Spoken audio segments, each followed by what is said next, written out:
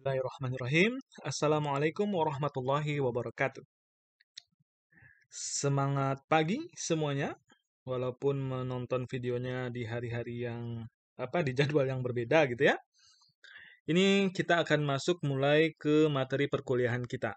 Bersama saya Ronald Rifandi yang akan memandu saudara dalam perkuliahan kalkulus berubah banyak untuk materi vektor kali ini. Nah, kita awali dengan mengenali apa sih vektor tersebut. Nah, kalau dalam perkenalan kemarin kita akan belajar vektor di bidang dan vektor di ruang ya. Bapak akan menggabungkannya saja dalam satu video ini. Nah, apa sih vektor itu? Saudara sudah pernah belajar ya tentang vektor, baik di sekolahnya pasti sudah mengenal ya vektor itu apa. Ya, ini sudah terpampang nyata di sini ya jelas. Vektor adalah besaran yang mempunyai besar dan arah. Contohnya itu perpindahan, kecepatan, percepatan, gaya, dan ini percepatan 2 kali ya, sorry.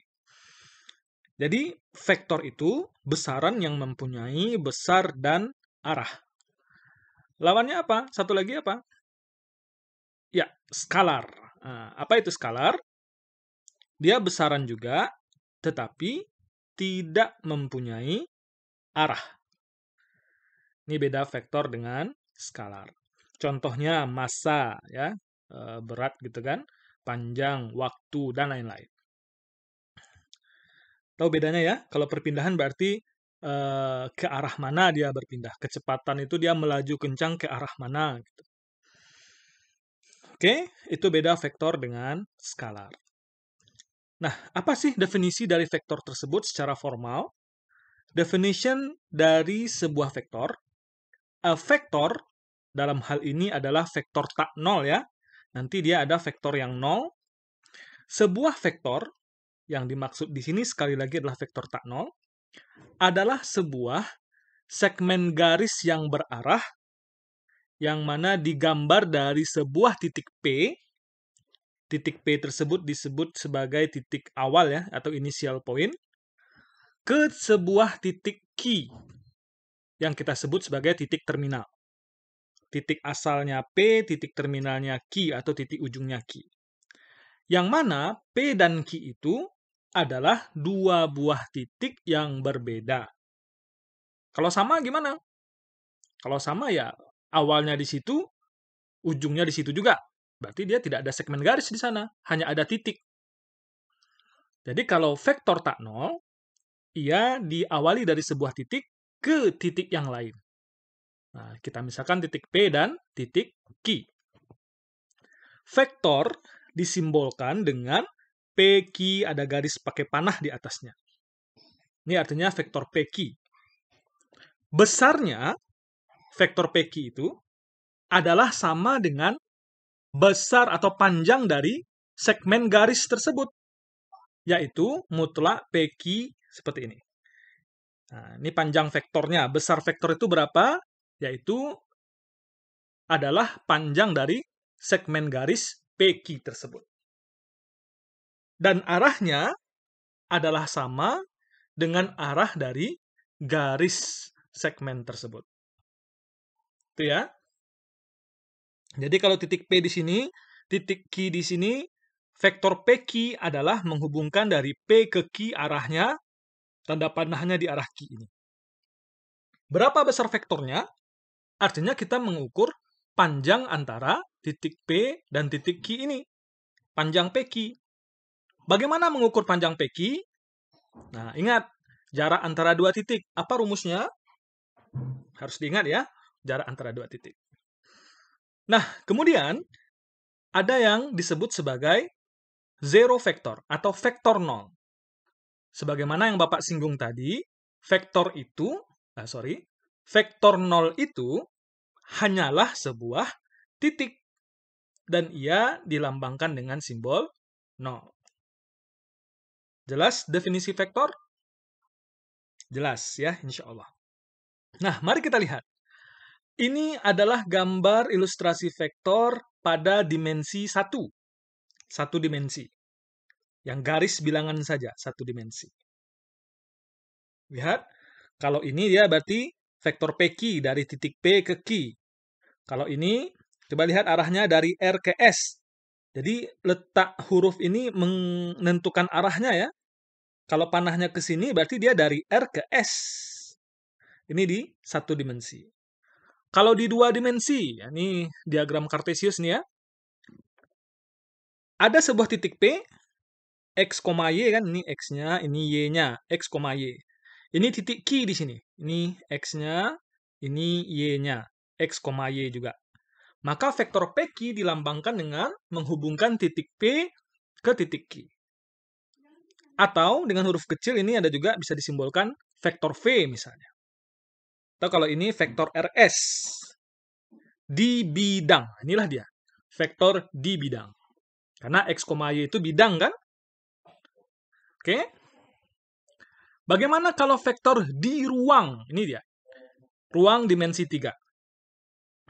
Ada sumbu X, ada sumbu Y, ada sumbu Z. Di kalkulus lanjut kemarin, Ananda sudah belajar tentang ruang 3 ini ya. Sudah menyinggung bagaimana menggambar titik di ruang 3. Nah, pertama tentu kita gambar dulu titik R misalnya kalau yang untuk RS. Berarti ada koordinat X, ada koordinat Y-nya, ada koordinat Z-nya. Dapat titik ini. Digambar lagi titik ini, maka dapat dia. Yang perlu diperhatikan, ini semua bayangannya ini ya, ini di ruang. Tidak tertempel ke dinding dia ini di dalam ruang. Nah, harus mahir terlebih dahulu bagaimana menggambar titik di ruang. Inilah dia vektor di ruang, vektor di bidang. Oke. Nah, untuk yang agak sulit mungkin yang di ruang ini ya, menggambarkan vektor di ruang. Maka kita recall terlebih dahulu sistem koordinat R3, 3 dimensi. R3 itu ruang ya, dimensi 3. Kita lihat. Yang pertama ini adalah titik P, A, B, C. Bagaimana menggambarnya? Pertama, kita sumbu X kita ambil sebanyak A satuan. Lalu kita sejajarkan dengan sumbu Y sebanyak B satuan. Lalu kita tarik ke atas sebanyak C satuan.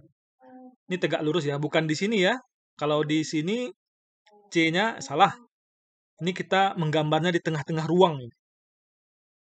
Ini bentuknya saja yang miring, padahal ini harusnya adalah siku-siku. Ini juga semuanya siku-siku, tegak lurus. Maka ini disebut titik P. Di dalam ruang 3, ada bidang YZ yang dibentuk oleh sumbu Y dan sumbu Z yang dibatasi sumbu Y sumbu Z disebut bidang YZ. Bidang XY dibatasi oleh sumbu X dan sumbu Y. Bidang XZ dibatasi oleh sumbu X dan sumbu Z. Oke.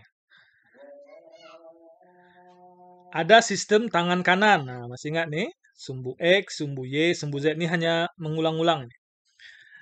Ada sistem tangan kanan, ada juga sistem tangan kiri ya. Yang kita pakai sistem tangan kanan. Sumbu X, sumbu Y, sumbu Z. Oke?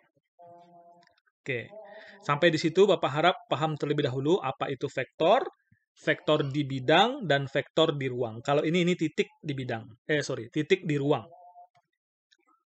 Ini vektor di bidang, ada hanya sumbu X, sumbu Y. Ini vektor di ruang. Nah, sekarang kita masuk ke kapan sih dikatakan dua buah vektor itu sama? Tolong dicatat ini.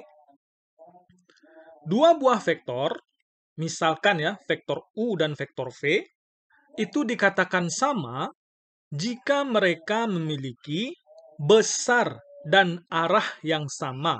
Ini kata kunci di sini. Mereka memiliki besar dan arah yang sama tanpa memandang titik-titik awalnya. Jadi titik awalnya di sini, tapi arahnya sama dengan yang di sini gitu ya. Besarnya juga sama, maka dia adalah dua buah vektor yang sama. Kemudian yang kedua, sebuah vektor yang arahnya berlawanan dengan vektor U, namun memiliki besar yang sama, maka dinyatakan oleh negatif U atau min U. Oke, sudah azan, kita pending terlebih dahulu, nanti kita lanjutkan sebentar. Kita lanjutkan. Jika lihat ini gambar ini, nah ini vektor di bidang ya, ada sebuah vektor U. Nih, dari titik 1,3 ke titik 3,4. Ya, dari titik 1,3 ke titik 3,4. Arahnya seperti pada gambar ini. Nah, syarat dua buah vektor dikatakan sama jika dia memiliki besar dan arah yang sama. Kalau gitu, dari tiga vektor ini mana yang sama? Manakah vektor yang sama di antara ketiga buah vektor ini? Ya, betul. Jawabannya adalah vektor U itu sama dengan vektor W. Kenapa? Karena vektor U ini memiliki arah yang sama dengan vektor W dan juga besar yang sama atau panjang yang sama. Walaupun titik asalnya berbeda ya. Titik asalnya berbeda namun panjang vektornya sama. Arahnya juga. Maka U sama dengan W. Bagaimana dengan vektor V? Nah, berdasarkan definisi ini, maka vektor V ini panjangnya sama dengan vektor U, tetapi arahnya berlawanan. Kalau arahnya berlawanan, maka vektor V ini adalah sama dengan negatif U, atau sebaliknya. U itu adalah negatif V. Oke. Nah, sekarang coba kita lihat perbedaan antara titik dan vektor di ruang 3. Ini ada ruang 3 ya, sumbu X, sumbu Y, dan sumbu Z. Ini juga ada sumbu X, sumbu Y, dan sumbu Z. Sama-sama 3,4,5, 3,4,5. Kalau ini adalah sebuah titik. Titik P 3,4,5. Saudara harus mampu untuk menggambar titik di koordinat ruang 3 ini. Bagaimana caranya? Langkah pertama tentu mengambil 3 satuan ke X di sumbu X. 3 satuan di sumbu X di sini. Terus 4 satuan searah sumbu Y. 1, 2, 3, 4 sampai di sini. Kemudian 5 satuan searah sumbu Z. Maka tegak lurus ke atas kita ambil 1, 2, 3, 4, 5. Disinilah dia titik P 3,4,5. Paham langkahnya? Dengan cara yang sama, kalau kita ingin menggambarkan vektor 3,4,5, kita tinggal menghubungkan titik asal atau 0,0,0 ke titik P tadi. Ini dia. Maka inilah dia vektor 3,4,5. Bisa menggambar vektor? Kalau dari titik asal? Nah, dalam penulisan, jika disebutkan vektor V 3,4,5, maka itu artinya sebuah vektor dengan titik asal dari 0,0,0 dan titik terminal atau titik ujung 3,4,5. Biasanya hanya ditulis sebagai vektor 3,4,5. 3,4,5. Nah, contoh. Ini sebuah contoh ya. Diberikan vektor PQ dan RS di ruang 3, di mana titik P itu adalah 2,1,5, titik Q adalah 3,5,7, titik R adalah 1,-3,-2, dan titik S adalah 2,1,0. Pertanyaannya, apakah PQ sama dengan RS? Apakah vektor PQ sama dengan vektor RS? Maka ada dua langkah kita untuk menceknya ini. Ada dua cara ya. Yang pertama, secara geometri, saudara bisa buat terlebih dahulu gambar vektor ini di ruang 3. Pertama, buat titik 215. Lalu buat titik 357. Karena vektornya vektor PQ, berarti dari titik P ke titik Q panahnya. Lalu yang kedua, gambar titik R, gambar titik S, lalu hubungkan dia dengan arah panah dari R menuju S. Lalu lihat apakah dia memiliki besar yang sama dan arah yang sama. Untuk menentukan besar dari vektor PQ, bagaimana langkahnya? Ya, kita tentukan jarak antara dua titik ini dengan akar bla bla bla kuadrat tambah bla bla kuadrat gitu ya. RS juga demikian. Kalau sama, lalu kita lihat arahnya. Jika arahnya sama, maka kedua vektor itu dikatakan adalah vektor yang sama. Coba kita lihat jawabannya. Nah, ini dia. Kalau secara gambar, kita lihat ada sebuah vektor. Kita gambar titik P. Bagaimana menggambar titik P? 2,1,5. 2 satuan di sumbu X.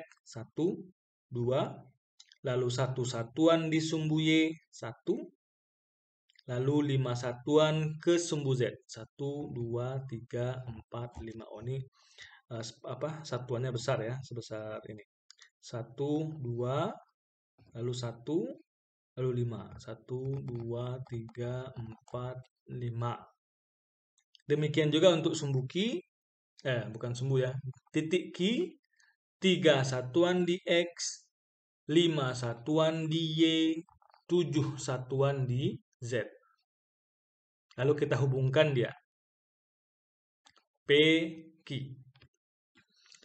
Lalu kalau RS bagaimana? Kita lihat RS. Kita buat titik R, berarti 1 di sumbu X, lalu min 3 di sumbu Y, kalau min ke belakang berarti ya, kalau positif Y ke sini, maka negatif Y ke sini. Lalu negatif 2Z, maka dia ke bawah. Nah, ini dia titiknya. Lalu 2,1,10, 2 satuan ke sumbu X, 1 satuan ke sumbu Y, dan 0 di sumbu Z. Artinya dia di bidang bawah ini. Nah, dihubungkan R dengan S. Nah, untuk menentukan apakah keduanya itu merupakan vektor yang sama, maka kita translate katanya ya, vektor PQ ini ke sebuah vektor yang berasal dari titik asal. Jadi kita buat titik P ini menjadi titik asal. Secara otomatis ini juga mengikuti. Maka untuk menjadikan 2 ini menjadi 0, berarti dia dikurang 2 kan? 2 dikurang 2, 0. 1 dikurang 1, 0. 5 dikurang 1, 5 dikurang 5, 0. Berarti dia dikurang dengan 215. Maka yang ini juga dikurang dengan 215. 3 dikurang 2, 1. 5 dikurang 1, 4. 7 dikurang 5, 2. Maka translate dari ini ya, vektor PQ ini ke titik asal adalah vektor V ini. Ya, ini dibawa ke titik asal. Lalu kita coba membuat RS ini juga ke titik asal. Nah, 1 dikurang 1, min 3 ditambah 3, min 2 ditambah 2. Dengan angka-angka yang sama dilakukan juga ke sini. Berarti kalau ini dikurang 1, ini dikurang 1 juga. Ya. Kalau ini dikurang 1, ini juga dikurang 1. 1 dikurang 1, 0. 2 dikurang 1, 1. 1, ini kalau ini min 3 ditambah 3, berarti ini 1 ditambah 3, 4. Min 2 ditambah 2, 0 ditambah 2, 2. Maka vektor RS ketika ditranslate ke titik asal ini juga ke vektor W, maka vektor W itu juga adalah sebuah vektor dari 0,0,0 ke 1,4,2. Dan kalau dilihat di sini, dia berhimpit dengan translate yang pertama tadi. Dengan arah yang sama, dengan panjang vektor yang sama. Maka kedua vektor ini, vektor PQ maupun vektor RS, adalah dua buah vektor yang sama. Paham? Nah, itu ya kalau secara geometrinya. Sekarang kita ingin menentukan panjang atau besar dari vektor tersebut. Nah, sebelum itu ini paham dulu ya, yang ini tadi. Bagaimana menentukan dua buah vektor yang sama. Kita bisa mentranslate-nya menjadi vektor dari titik asal. Kalau dia berhimpit sama besar, maka dua vektor itu sama. Nah, nanti kalau kurang paham di pause dulu videonya, lalu dilihat kembali di back ya, di playback. Nah, sekarang kita menentukan panjang atau besar dari vektor. Untuk sebuah vektor PQ pada bidang R2 ini bidang, dengan titik asal adalah X1, Y1, dan titik ujungnya adalah X2, Y2, maka besar dari vektor PQ itu adalah, seperti ini simbolnya, sebagian buku hanya satu garis ya, tanda mutlak. Besar dari vektor ini adalah akar dari X2 dikurang X1 kuadrat ditambah Y2 dikurang Y1 kuadrat. Ini rumus jarak sebenarnya ya, jarak antara dua titik. Kalau di vektor ruang 3, bagaimana? Tentu dia nanti sampai Z ya. Z2 kurang Z1 kuadrat.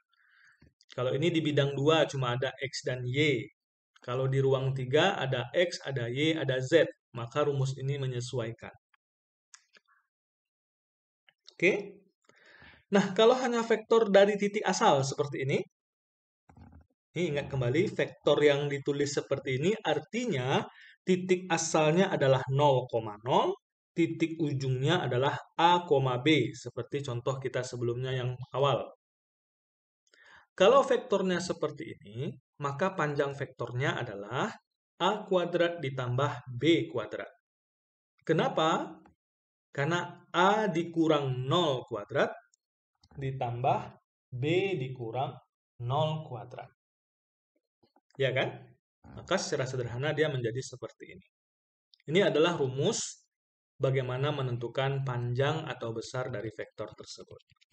Nah, ini yang Bapak sebutkan kalau dia di ruang 3. Kalau di ruang 3, yang ini menjadi pakai Z, Z2 dikurang Z1 kuadrat, akar tetap ya.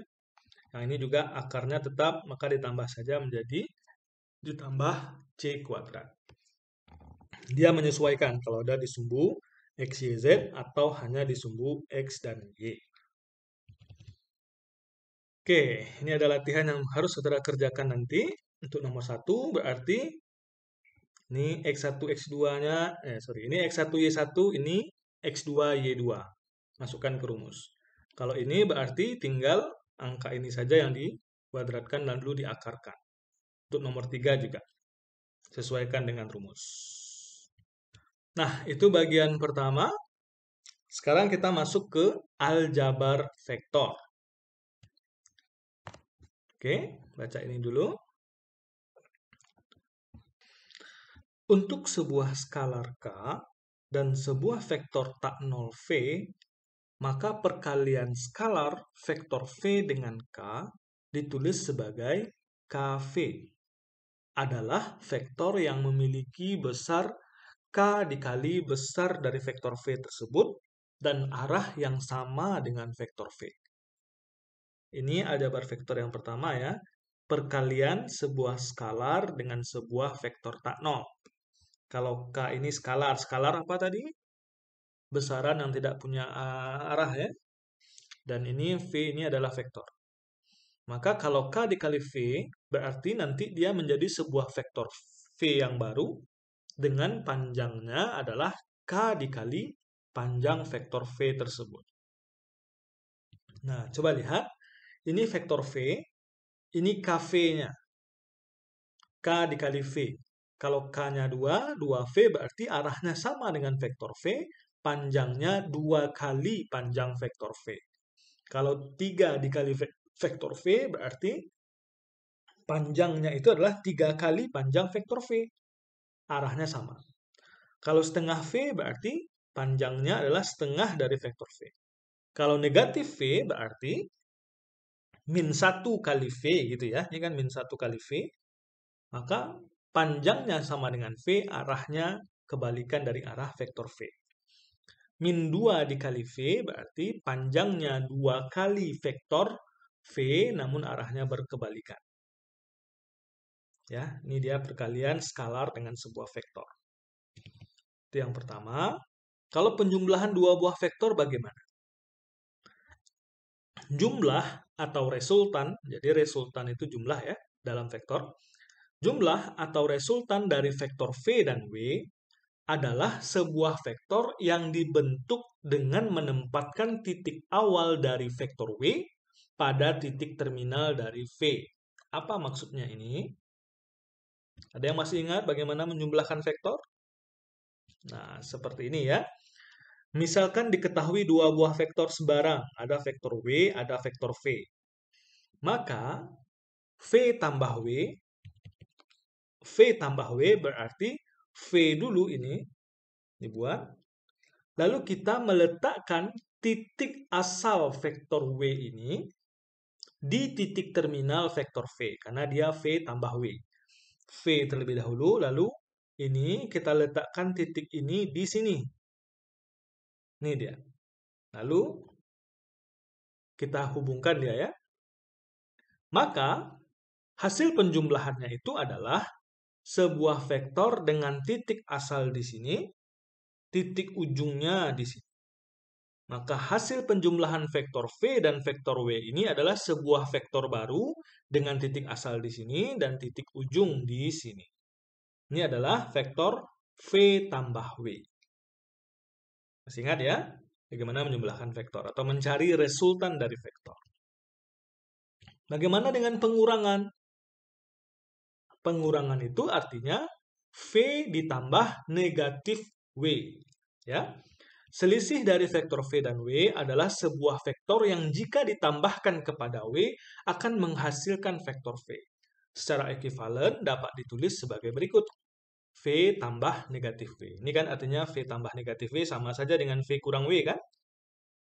Nah, kita lihat vektor yang tadi. Kalau ada vektor W dan ada vektor V, maka V dikurang W artinya V dulu, lalu negatif W. Panjangnya segini, arahnya berlawanan. Maka ini dia negatif W. Lalu V kurang W apa? Adalah dari titik sini ke ujung ini. V kurang W. Dapat kita lihat bedanya ya antara V kurang W dengan V tambah W dari dua buah vektor yang ini. Yang sama kalau di soalnya vektor W dan vektor V, ini juga vektor W dan vektor V yang sama dengan yang di atas tadi. Nah, hasil pengurangannya ini, hasil penjumlahan V tambah W ini. Bagaimana kalau W tambah V kira-kira? Nah, W tambah V bagaimana? Atau W kurang V bagaimana?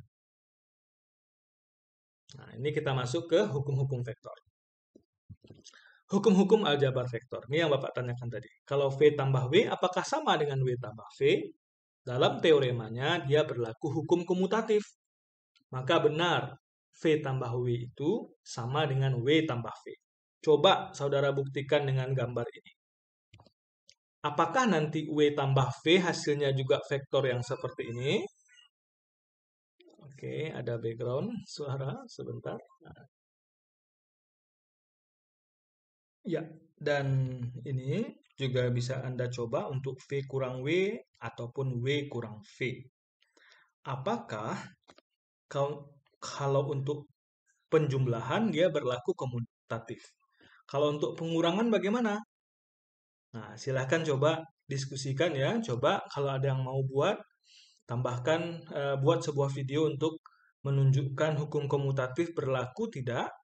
Hukum komutatif berlaku tidak pada penjumlahan dan selisih. Kalau penjumlahan jelas, kalau selisih bagaimana? Posting nanti videonya itu di forum diskusi kita. Nanti Bapak beri poin bagi yang mau, gitu ya. Nah, ini juga hukum-hukum lainnya, tolong di screenshot ini, atau di buku coba cari juga ada ya. Dia berlaku associative law, identitas penjumlahan,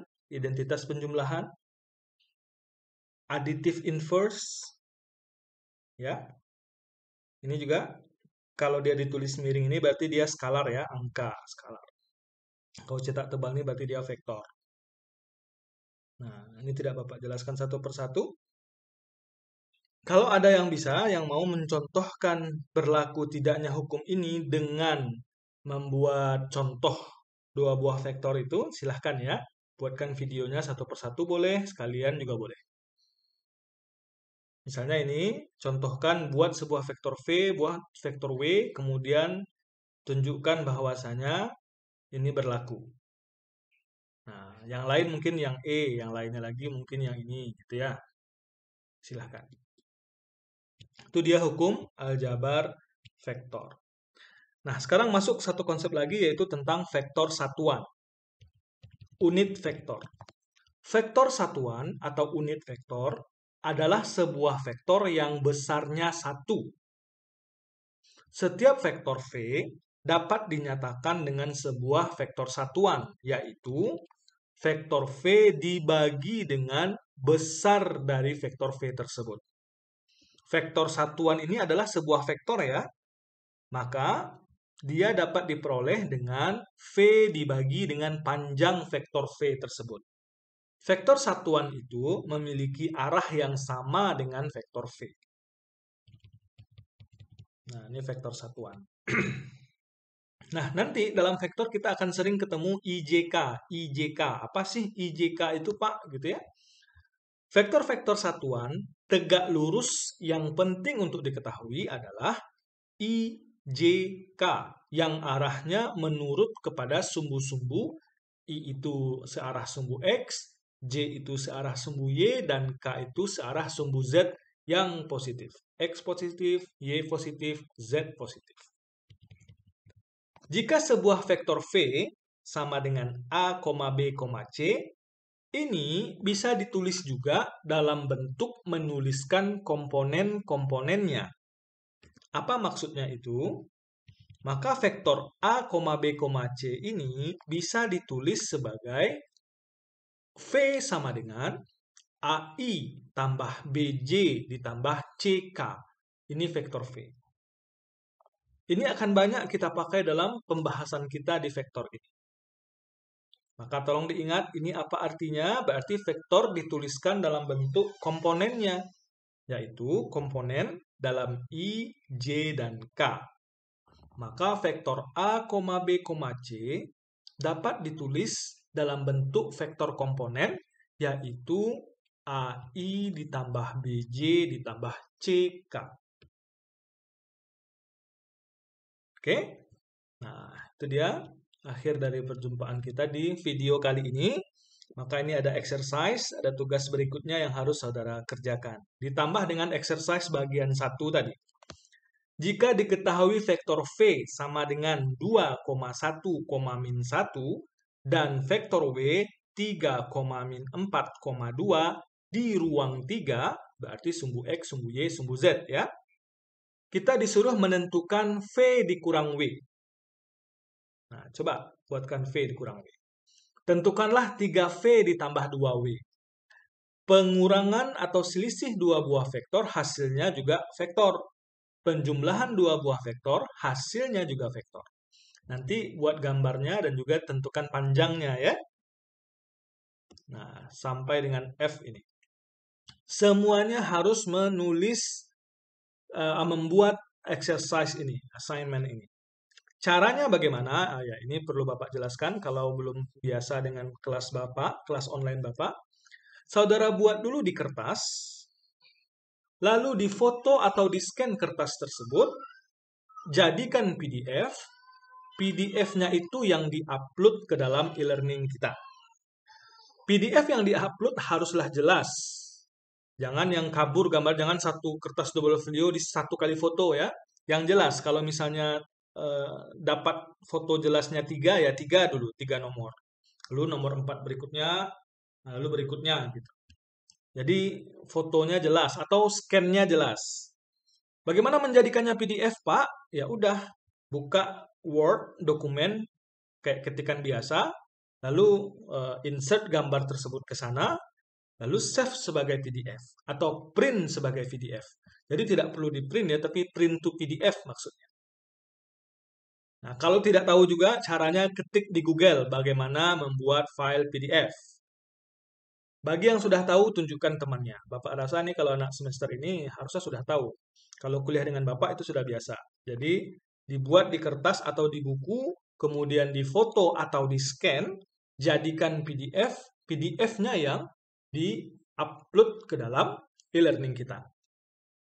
Semakin cepat di-upload, poinnya semakin tinggi. Kalau terlambat, poinnya dikurangi. Kalau tidak, dikirimkan sebagaimana yang Bapak jelaskan di video pendahuluan kemarin, maka nilainya 0. Paham? Nanti ada tugasnya nih di e-learning Bapak buatkan, yaitu yang ini dan yang satu lagi. Oke, terima kasih atas perhatiannya. Semoga dapat kita ambil pembelajaran dari video ini. Silahkan diperkaya dengan video lain ataupun sumber lainnya yang banyak di internet. Ke depan kita akan belajar tentang hasil kali titik dan hasil kali silang dari vektor. Selamat belajar, mohon maaf. Assalamualaikum warahmatullahi wabarakatuh.